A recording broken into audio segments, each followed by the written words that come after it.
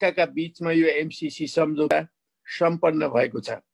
त्यो एमसीसी सम्झौता अन्तर्गत अमेरिकाले हामीलाई 500 मिलियन अर्थात् 55 अरब रुपियाँ नेपाललाई अनुदान दिन्छ र हाम्रो तर्फबाट 130 मिलियन अर्थात् 14 अरब रुपियाँ हामीले त्यसमा हाल्नुपर्ने हुन्छ।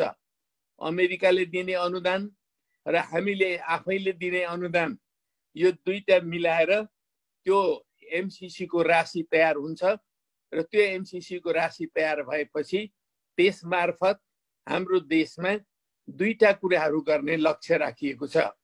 एउटा ट्रान्समिसन लाइन हाम्रो काठमाडौँदेखि लिएर तनहु बुटवलसम्म पुर्याउने एउटा योजना त्यो छ भने अर्को योजना सडक योजना पारिएको छ।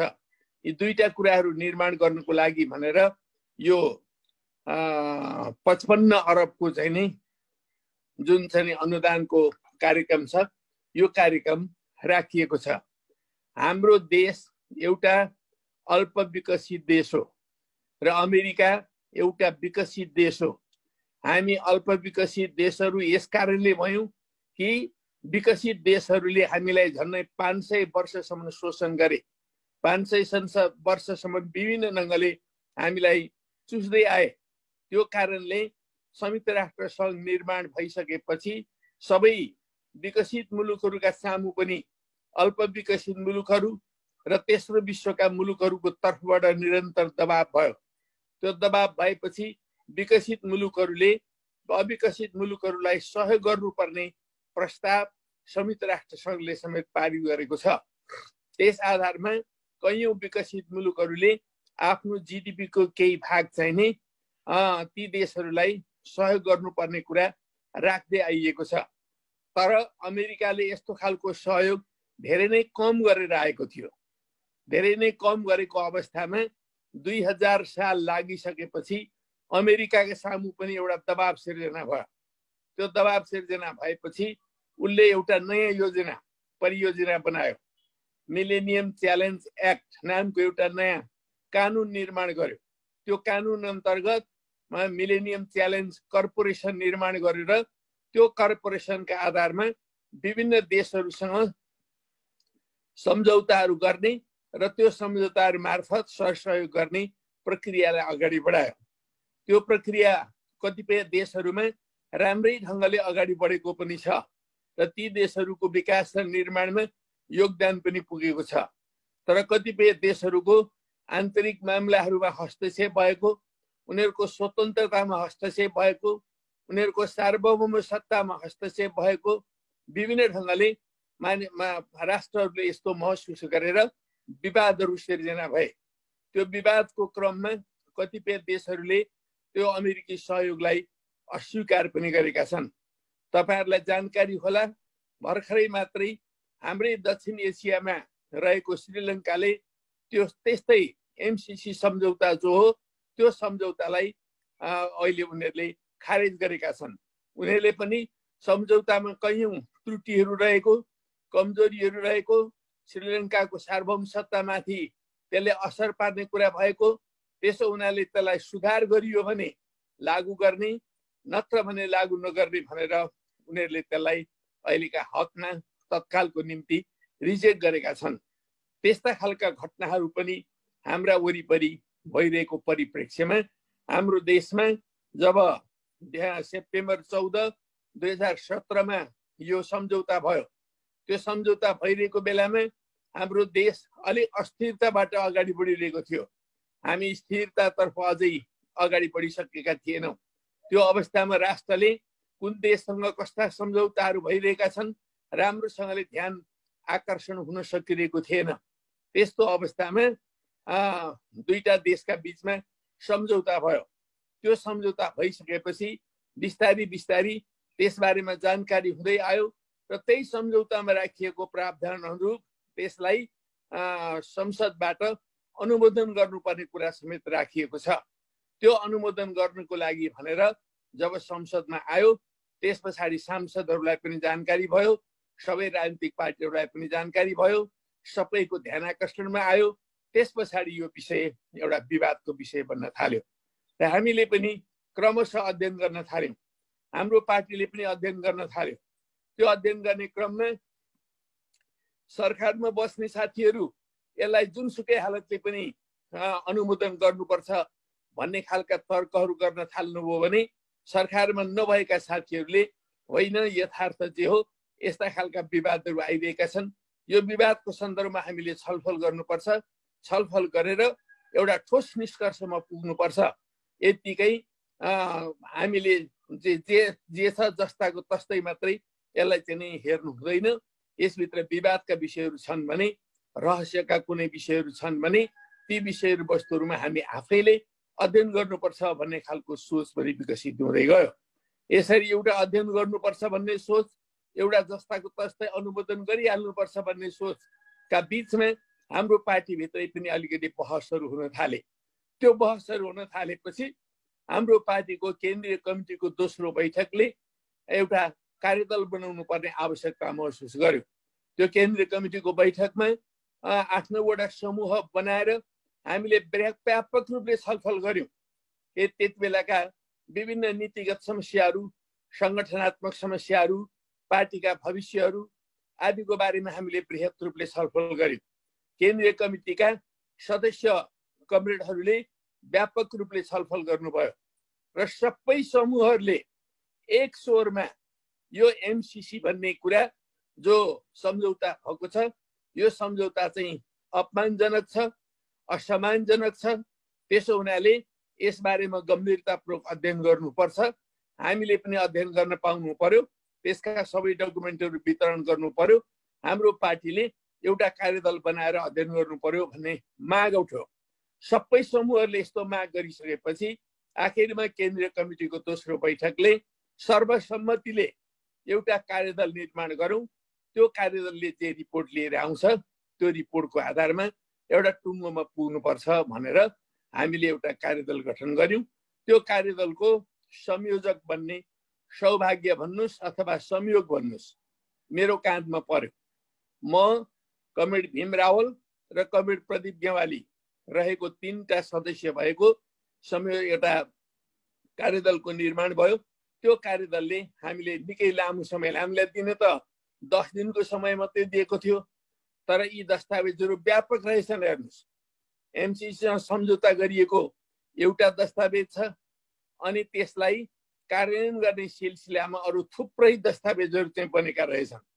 14-15 वटा त त्यस्तै सम्झौताहरू, सहायक सम्झौता, पूरक सम्झौताहरू मात्रै पनि रहेछन्। अनि त्योसँग अन्तर सम्बन्धित अरू थुप्रै दस्तावेजहरू रहेछन्। ती सबै कुराहरू हामीले सबै त अध्ययन गर्न पनि सम्भव भएन, तर मूलमूल कुराहरू हामीले अध्ययन गर्यौँ।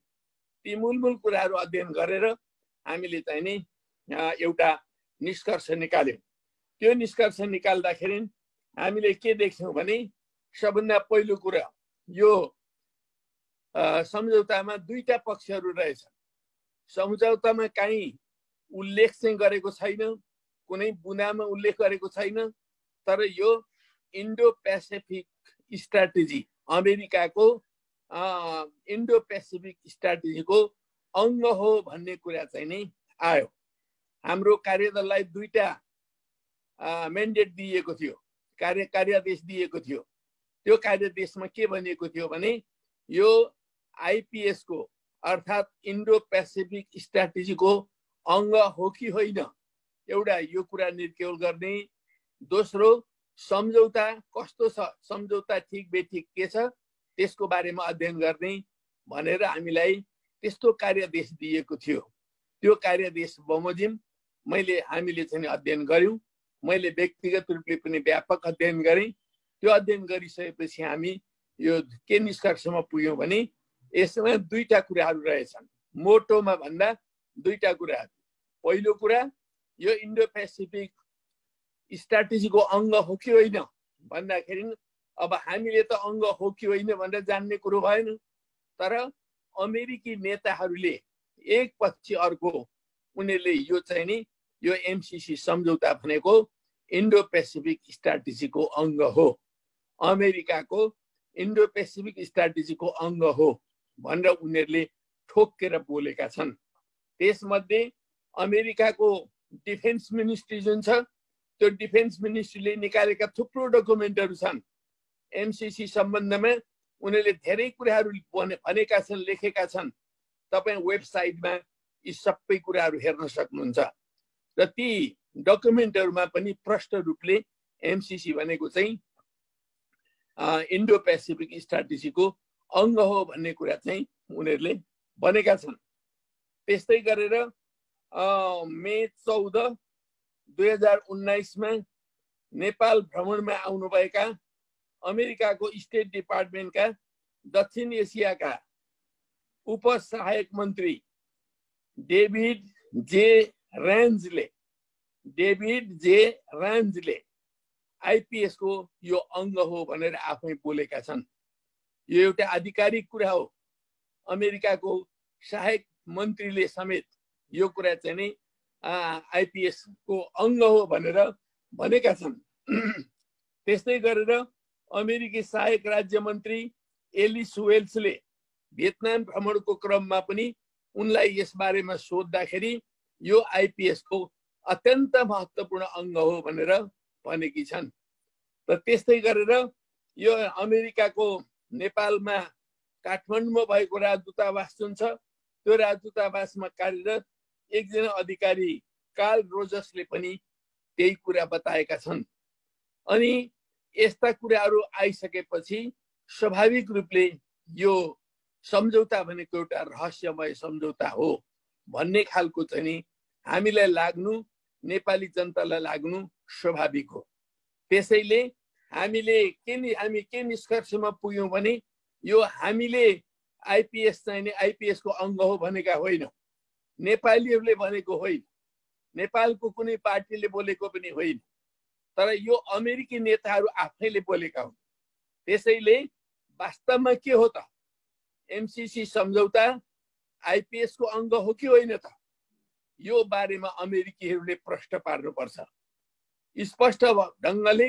यदि यो होइन भने उहाँहरूले लिखितम रूपमा औपचारिक रूपले यो आइपीएस को अङ्ग होइन भनेर भन्नुपर्छ। हामी अमेरिकासँगको सम्बन्धलाई पनि अत्यन्त महत्त्व दिन्छौँ। अमेरिका पनि हाम्रो दौत्य सम्बन्ध भएको मित्र राष्ट्र हो। हामी अमेरिकासँग कुनै प्रकारको सहयोग लिनु हुँदैन भनी ठान्दैनौँ। हाम्रो पार्टी पनि ठान्दैन, हाम्रो सरकार पनि ठान्दैन, हाम्रो देश पनि ठान्दैन। तर चाहिँ नि जुन ढङ्गले यो आइपीएस को अङ्ग हो भनेर अमेरिकी नेताहरू आफैले बोलिरहेका छन् त्यो कुरालाई उनीहरूले प्रश्न पार्नुपर्छ। अङ्ग हो भने हामीले लिन मिल्दैन। मित्रहरू, युवाहरू, हामीले आइपीएस को यो अङ्ग हो भने नेपाल चाहिँ एउटा स्वतन्त्र मुलुक हो, सार्वभौम सत्ता सम्पन्न मुलुक हो। नेपाल भनेको एउटा राष्ट्रिय अखण्डताले युक्त मुलुक हो। यस्तो मुलुकले अरू कसैको पनि हामीले चाहिँ नि स्ट्राटेजीमा संलग्न हुन मिल्दैन। र हाम्रो देशको जन्मकालदेखि नै करिब करिब हामी चाहिँ नि असंलग्न परराष्ट्र नीति लिएर अगाडि बढेका छौँ। अहिलेको सरकारको पनि परराष्ट्र नीति भनेको असंलग्न परराष्ट्र नीति हो। त्यसो हुनाले हामी कुनै पनि प्रकारको चाहिँ नि पावर पोलिटिक्समा संलग्न हुन चाहदैनौँ, कुनै पनि एलायन्समा हामी संलग्न हुन चाहदैनौँ। हामी कुनै पनि मिलिटरी एलायन्सहरूमा हामी चाहिँ संलग्न हुन चाहदैनौँ। हामी कुनै पनि स्ट्राटेजीमा, अरू देशहरूका स्ट्राटेजीमा हामी संलग्न हुन चाहदैनौँ। संलग्न हुनु भनेको हाम्रो परराष्ट्र नीतिका विरुद्ध हुन्छ, हाम्रो असंलग्न नीतिका विरुद्ध हुन्छ।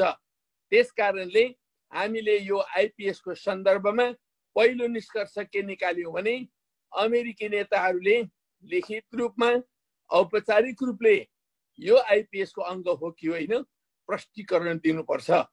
र उहाँले प्रष्टीकरण दिँदा यो आइपीएस को अङ्ग होइन भन्नुहुन्छ भने हामी यो सहयोगलाई स्वागत गर्न तयार छौँ।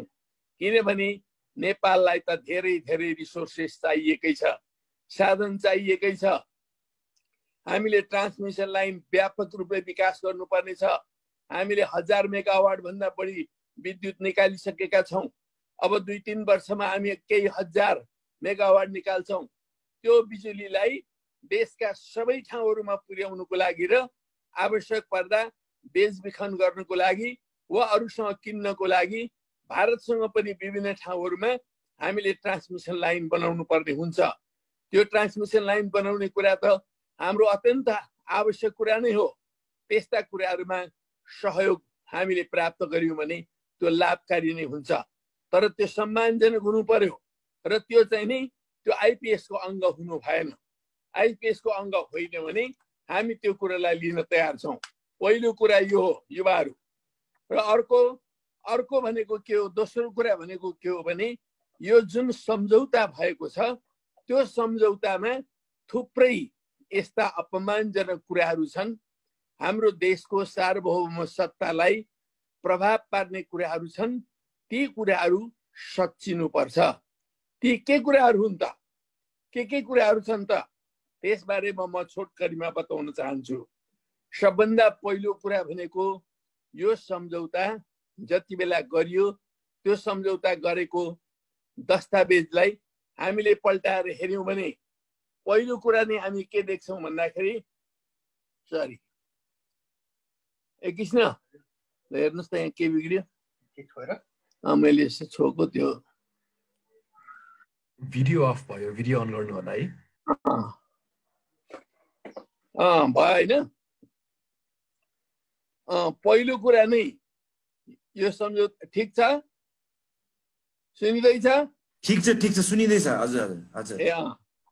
अनि पहिलो कुरा नै के छ भने यो सम्झौतालाई पल्टाएर हेर्ने बित्तिकै पहिलो पेजमा नै दुईटा राष्ट्रले सम्झौता गरेको छ। सम्झौता गरेको सहीहरू छन्। नेपालको तर्फबाट अर्थमन्त्रीले गरेका छन्, अमेरिकाको तर्फबाट त्यो एमसीसी को कर्मचारीले गरेका छन्। है एमसीसी को प्रमुखले पनि होइन, कर्मचारीले गरेको अवस्था छ। यो प्रोटोकल मिलेन। दुईटा देशहरूको बीचमा सम्झौता भएपछि त्यही ढङ्गले गर्नु पर्थ्यो कि त उतापट्टि चाहिँ एमसीसी ले गर्ने हो भने हाम्रो पनि त्यस्तै संस्था निर्माण गरेर त्यो संस्थाको अधिकारीले गर्नु पर्थ्यो। तर यसरी प्रोटोकल नमिलाइकन गरिएको छ। अमेरिकालाई ठुलो शक्ति ठानेर अनि उसलाई धराहरामा राखेर हेर्ने, अनि हाम्रा साथीभाइहरू चाहिँ हाम्रो देशलाई चाहिँ फ्लोरमा राखेर हेर्ने जस्तो अवस्था बनेको छ। पहिलो कमजोरी भनेको मैले त्यो देखेँ।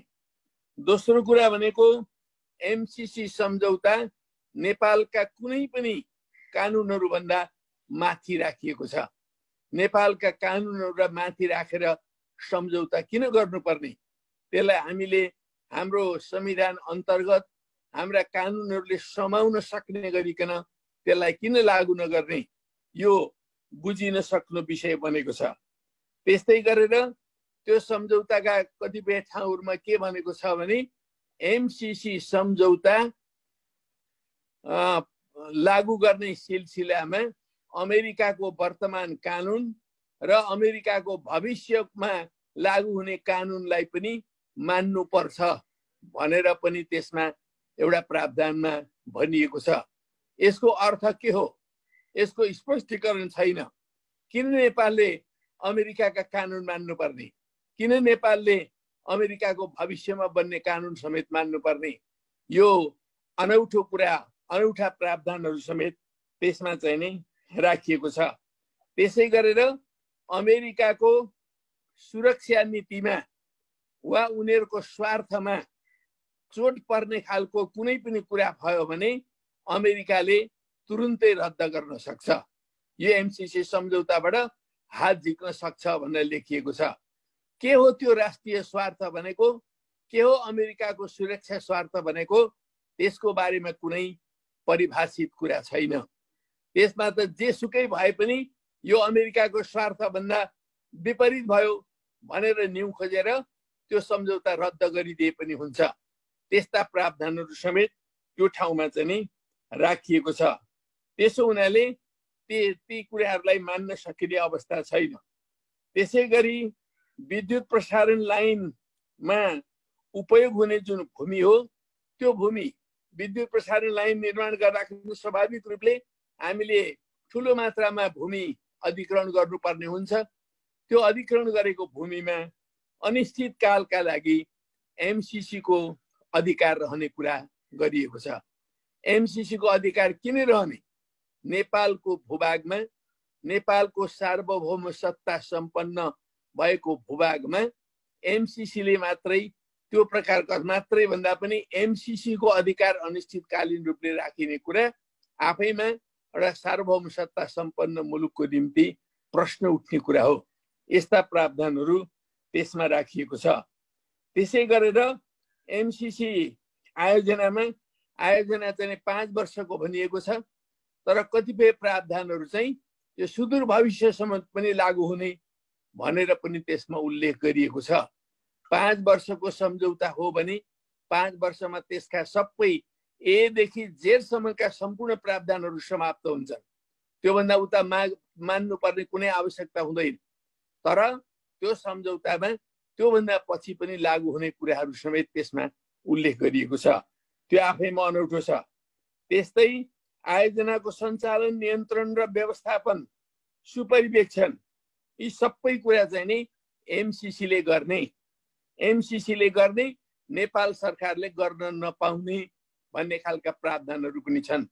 हाम्रो देशमा आयोजनाहरू, परियोजनाहरू लागू हुने, तर नेपाल सरकारले त्यसको अनुगमन गर्न नपाउने, सुपरिवेक्षण गर्न नपाउने र सबै एमसीसीले गर्ने, यो किन? यो आफैमा अनौठो प्रश्न छ। त्यसै गरेर नेपालले आयोजनामा $13 करोड अनुदान हाल्नुपर्ने, तर भौतिक सम्पत्तिमा कुनै तलमाथि भयो भने एमसीसी को एकलौटी अधिकार हुने खालका कुराहरू समेत पनि त्यसमा राखिएको छ। त्यस्तै आयोजना बिचैमा रद्द भएमा नेपालले चाहिँ ठुलो रकम तिर्नुपर्ने प्रावधान पनि राखिएको छ, तर एमसीसीले चाहिँ केही गर्नु नपर्ने कुराहरू छन्।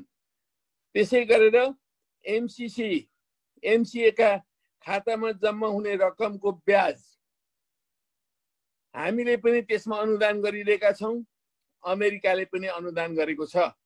त्यो अनुदान गरेको रकम संसदबाट हाम्रो सम्झौता चाहिँ नि अनुमोदन भइसकेपछि एउटा रकम आउँछ।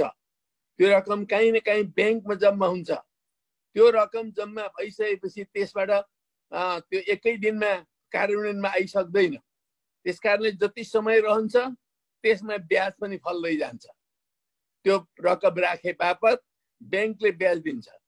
त्यो ब्याजमा एमसीसी को मात्रै पूर्ण रूपले एकाधिकार हुने, तर नेपालको चाहिँ त्यसमा कुनै अर्थ नै नरहने खालको कुराहरू समेत त्यसमा चाहिँ उल्लेख गरिएको छ। त्यसकारणले त्यो आफैमा अमान्य हुने कुराहरू चाहिँ त्यसले देखाउँछ।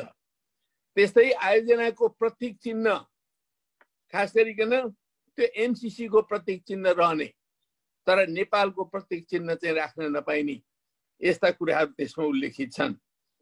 आयोजनामा नेपाल सरकारका कुनै निकायलाई संलग्न गराउनु पर्यो भने एमसीसी को स्वीकृति लिनुपर्ने कुरा छ। नेपाल सरकार हुँदाहुँदै आफ्नो देशमा लागू हुने कार्यक्रममा, आयोजनामा एमसीसी को स्वीकृति लिनुपर्ने किन? कसैलाई सम्झौता गराउँदा नेपालको सार्वभौम सत्ता चाहिँ सीमित भएन? त्यसो गर्दाखेरि त्यो प्रश्न सजिलैसँगले उठ्छ।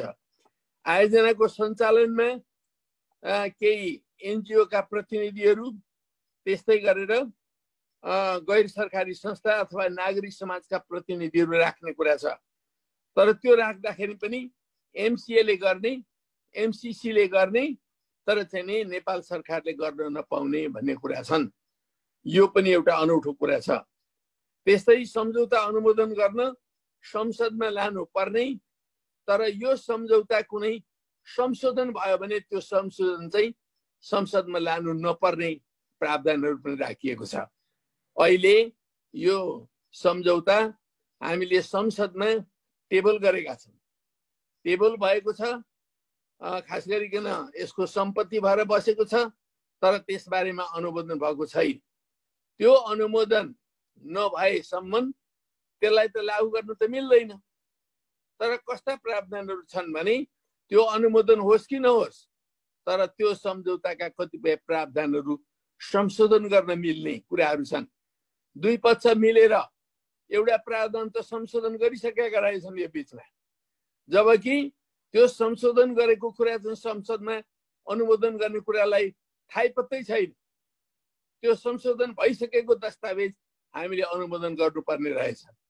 यस्ता कन्ट्राडिक्टरी कुराहरू समेत त्यसभित्र रहेका छन् र एमसीसी को कारण कुनै क्षतिपूर्ति दिनुपर्ने भएमा नेपाल सरकारले मात्र तिर्नुपर्ने, तर आयोजनाको अनुगमन र सुपरिवेक्षण नेपाल सरकारले गर्न नपाउने भनेको छ। आफूले सुपरिवेक्षण चाहिँ गर्न नपाउने, तर क्षतिपूर्ति दिनुपर्ने भयो भने चाहिँ सम्पूर्ण रूपले नेपालले दिनुपर्ने जस्ता कुराहरू त्यसमा उल्लेखित गरिएका छन्। आयोजनामा कर्मचारी नियुक्ति गर्दाखेरि नेपाल सरकारले होइन एमसीसीले नियुक्ति गर्ने खालको कुराहरू छन् र कतिपय आयोजनामा नियुक्त गर्ने कर्मचारीहरूको नागरिकता हेर्न नपाइने भन्ने खालका कुराहरू समेत त्यसमा छन्। यी सबै कुराहरू दस्तावेजमा तपाईहरु आफै पढ्न सक्नुहुन्छ, आफै हेर्न सक्नुहुन्छ र ती कुराहरू के हुन् त्यस्तामा निकोल निकाल्न सक्नुहुन्छ। त्यसो हुनाले यस्ता यस्ता प्रावधानहरू यसभित्र राखिएका छन्। अरू पनि थुप्रै कुराहरू छन्। यो दस्तावेज को सन्दर्भमा हामीले अध्ययन गर्दाखेरि निकालेका 30-35 वटा चाहिँ नि यस्ता त्रुटिपूर्ण प्रावधानहरू रहेका छन् जसलाई सच्याउनु जरुरी छ। अमेरिका र नेपालका बीचमा मैत्रीपूर्ण सम्बन्ध छ, राम्रो सम्बन्ध छ। हामीले उहिलेदेखि नै दौत्य सम्बन्ध राखेका छौं, सरसहयोग गरिरहेका छौं, सरसहयोग चलिरहेका छन्। अमेरिकाले नेपाललाई विभिन्न कालखण्डदेखि सहयोग गर्दै पनि आएको छ र यो सहयोग गर्दै आएको जुन कुरा छ यसलाई हामीले अगाडि बढाउनुको लागि यो सम्झौतालाई पनि लागू गर्नुपर्छ, तर यी कुराहरू सुधार गर्नै पर्छ। हामी सम्झौता सुन्ने बित्तिकै निरपेक्ष रूपले बहिष्कार गर्नुपर्छ, अस्वीकार गर्नुपर्छ, यो त अमेरिकनहरुसँगको पो कुरा हो भन्ने पनि ठान्दैनौं र होइन अहिलेको सरकारले भन्ने जस्तो छ त्यस्तै लागू गर्नुपर्छ। त्यसलाई अरू कमा फुल स्टप पनि चेन्ज गर्नु हुँदैन, जुनसुकै हिसाबले पनि यसलाई लागू गर्नुपर्छ। अघिल्लो सरकारले गरेको कुरा हो, यो त सरकारको अविच्छिन्न अधिकार हुन्छ। पहिलो सरकारले गरेको कुरा पछिल्लो सरकारले लागू गर्नै पर्छ भन्ने पक्षमा पनि हामी छैनौं। यो निरपेक्ष स्वीकारवाद, निरपेक्ष अस्वीकारवाद, यो दुईटै कुराहरू गलत हुन्छन्। हामीले तथ्यहरूको आधारमा सत्य पत्ता लगाउने हो। हामीले कुनै आग्रह राखेर अगाडि बढ्नु जरुरी छैन, पूर्वाग्रह राखेर पनि अगाडि बढ्नु जरुरी छैन। तर एमसीसी सम्झौताकै दस्तावेजमा यत्रा विधि त्रुटिहरू देखा परेपछि ती कुराहरूलाई प्रष्टीकरण गर्ने, तिनीहरूलाई सुधार गर्ने, तिनीहरूलाई अझ परिमार्जित गर्ने, परिष्कृत गर्ने, यो काम गर्नु अत्यन्त जरुरी छ। त्यसो गरियो भने हामीलाई अमेरिकाको अनुदान लिनलाई केही आपत्ति छैन। त्यो त अनुदान हो नि, अनुदानको रकम महत्त्वपूर्ण रकम पनि हो। तर अनुदान पाइयो भन्दैमा अनावश्यक शर्तहरू, आफ्नो देशको स्वतन्त्रतालाई तलमाथि पार्ने खालका शर्तहरू, सार्वभौम सत्तालाई आँच पुर्याउने शर्तहरू राखेर कुनै पनि सरसहयोग हाम्रो देशले लिन सक्दैन। यो 21औं शताब्दीको तेस्रो दशकमा प्रवेश गरिरहेको राष्ट्रले लिन सक्दैन। हाम्रो हेर्नुस् न, अहिलेसम्म सीमानासम्म अंकित भएको छैन। हामीले आफ्नो सिमाना अंकित गर्नुको लागि अहिले पनि लडाईँ लड्नु परेको छ। लिम्पियाधुरा, कालापानी, लिपु लेक हाम्रो हो भनेर भन्दाखेरि छिमेकीहरू हामीलाई राम्रो ठानिरहेका छैनन्। त्यसो हुनाले यस्तो बेलासम्म पनि हामीले हाम्रा सिमाना संस्था समस्यालाई समेत पनि जुझ्नु परिरहेको बेलामा अरू सम्झौताहरू गर्दा हामीले होशियारी पूर्वक गर्नुपर्छ। हामी अब स्वतन्त्र छौं, हामी सार्वभौम सत्ता सम्पन्न छौं, राष्ट्रिय अखण्डताले युक्त छौं, हामी स्वाधीन, हामी स्वतन्त्र मुलुक हौं र हामीले कुनै पनि देशसँग गर्ने सहमति सम्झौताहरू समानताको आधारमा गर्नुपर्छ। संसारमा ठूला देशहरू पनि छन्, साना देशहरू पनि छन्, संसारमा शक्तिशाली देशहरू पनि छन्, कमजोर देशहरू पनि छन्। संसारमा धेरै साधन स्रोतहरूका भएका देशहरू पनि छन्, कम साधन स्रोतहरू भएका देशहरू पनि छन्। तर जत्रा जत्रा देशहरू भए पनि उनीहरूको सार्वभौम शक्ति अथवा सार्वभौमिकता भनेको जहिले पनि समान हुन्छ। हामी संयुक्त राज्य अमेरिका र नेपालको बीचको सार्वभौम सत्ता बराबरी हो। अमेरिकाको सार्वभौम सत्ता चाहिँ ठुलो अनि नेपालको चाहिँ सानो हुन सक्दैन। हामीले त्यो स्वाभिमानका साथमा, त्यो स्वतन्त्रता बोधका साथमा हामीले एउटा स्वतन्त्र मुलुकको नेतृत्वको हैसियतले 21औं शताब्दीको तेस्रो दशकको नेतृत्वको हैसियतले हामी उभिनुपर्छ। लाचार भएर होइन, अरूको प्यादा भएर पनि होइन, अरूले जे गर्छन् त्यही कुरालाई जस्ताको तस्तै मान्नुपर्छ भनेर होइन। हाम्रो राष्ट्रिय हित के हो त्यसलाई सर्वोपरि राखेर हामी एउटा टुङ्गोमा पुग्नुपर्छ र यसलाई अगाडि बढाउनु पर्ने हुन्छ। एमसीसी सम्झौतालाई हामीले निष्कर्षमा पुर्याउनुको निम्ति सबभन्दा पहिलो कुरा भनेको आईपीएस को अङ्ग हो कि होइन प्रश्न हुनुपर्छ र दोस्रो कुरा भनेको एमसीसी को सम्झौतामा अघि मैले उल्लेख गरेका जुन कमी त्रुटिहरू छन् अथवा प्रष्टीकरण गर्नुपर्ने पक्षहरू छन् ती कुराहरूलाई सच्याइनुपर्छ। यो दुईटा कुरा भयो भने नेपालले यो सम्झौतालाई स्वागत गर्छ। तर यस्तो सम्झौताको बारेमा हाम्रो पार्टीको केन्द्रीय कमिटीको दोस्रो बैठकले जुन ढङ्गले कार्यदल निर्माण गरेर व्यापक रूपले अध्ययन गर्यो र त्यो अध्ययन गरेर हामीले त्यसको प्रतिवेदन समेत निकाल्यौं र त्यो प्रतिवेदन हामीले हाम्रो गौरवमय पार्टी नेकपाका दुईटा अध्यक्षहरूलाई बुझाएका छौं। एउटा अध्यक्ष कमरेड प्रचण्ड अब यसलाई चाँडोभन्दा चाँडो टुङ्गोमा पुर्याउन यसलाई कमिटीका बैठकहरू राखौ भनेर पटक पटक भनिरहनु भएको छ। तर एउटा अध्यक्ष सम्माननीय प्रधानमन्त्री कमरेड केपी शर्मा ओली अहिलेसम्म बैठक राख्न तयार हुनुभएको छैन। त्यसैले यो समस्याको समाधान भनेको अब हामी यो विषयमा के बोल्ने, कोही एकदम यो एमसीसी सम्झौता ठिक छ भन्ने अवस्थामा हुनुहुन्छ, कोही होइन यो बेठिक छ सच्याउनु पर्छ भन्ने अवस्थामा हुनुहुन्छ, कोही कोही त होइन यो त एकदमै गलत हो, यो अमेरिकाको चाहिँ चीन घेर्ने रणनीति हो, त्यसकारण यसलाई टोटल बहिष्कार गर्नुपर्छ भन्ने पक्षमा पनि हुनुहुन्छ। के हो त नेकपाको भोइस, के हो त नेकपाको धारणा? आज नेकपाका 8 लाख सदस्यहरू र नेकपाका 25 वटा जनवर्गीय संगठनका नेता र कार्यकर्ताहरू आज नेकपासँग यो कमन धारणा के हो, पार्टीको धारणा के हो त्यो माग गरिरहनु भएको छ र यो अत्यन्त जायज माग हो। त्यो जायज मागलाई परिपूर्ति गर्नको निम्ति हाम्रो पार्टीले अविलम्ब पार्टी कमिटीका बैठक गर्नुपर्छ। स्थायी समितिको बैठक माग भइरहेको छ, स्थायी कमिटीको बैठक राख्नु पर्यो भनेर पटक पटक हामीले माग गरिरहेका छौं। स्थायी कमिटीका 20 जना सदस्यहरूले समेत लिखित रूपमा पनि माग गर्नुभएको छ। तर अहिलेसम्म स्थायी समितिको बैठक आयोजना हुन सकिरहेको छैन। यसले गर्दा अहिले पनि एमसीसी को बारेमा कोही पक्षमा र कोही विपक्षमा हुने एउटा स्थिति बनेको छ। चाँडोभन्दा चाँडो बैठक गरेर यस बारेमा छलफल गर्नु